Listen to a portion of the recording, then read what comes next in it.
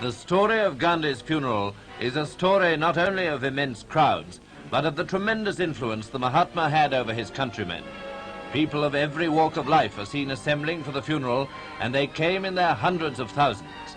At Birla House, where Gandhi's body had been lying since the assassination, the people came to pay tribute and to see for themselves that the incredible was really true.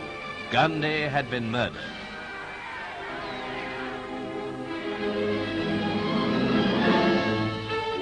Grief was everywhere, for the whole land was in mourning. But here in New Delhi, the climax of sorrow was reached as Gandhi's mortal remains were borne out at the start of the funeral cortege.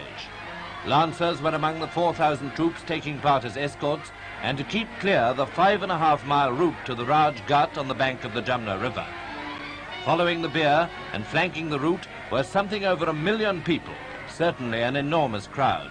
Yet it was only a fraction of the many millions who followed him in his lifetime.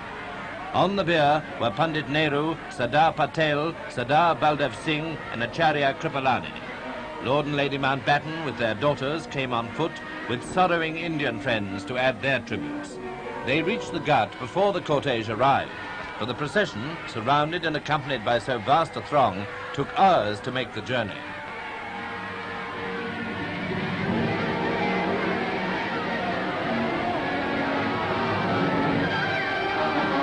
At the Ghat, where the cremation took place, emotions were so strong and the numbers so great that police and troops had the utmost difficulty in keeping any sort of order. As more and more people arrived, those in front were pressed nearer and nearer to the pyre, and it's reported that the Governor-General and his party were seriously involved at one time in this extremely difficult situation. The cremation was carried out in accordance with custom and tradition, and however disturbing it may be that these scenes occurred, they are surely understandable. Gandhi was revered as a saint and as a liberator, and before all else, emotion held sway.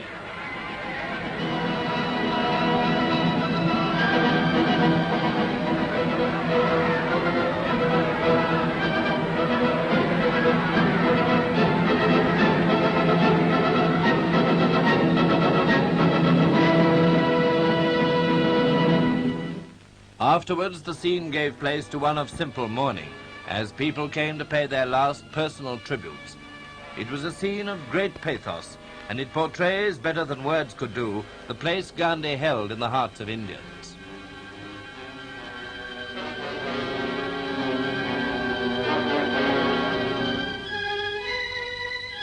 The final scene shows the collection of the ashes on the funeral pyre. This was the task of priests and close relatives of the Mahatma. It was the prelude to the casting of the ashes into the Jamna, the Ganges, and other holy rivers of India. Gandhi had made his last journey, but for his countless followers, Gandhi was immortal.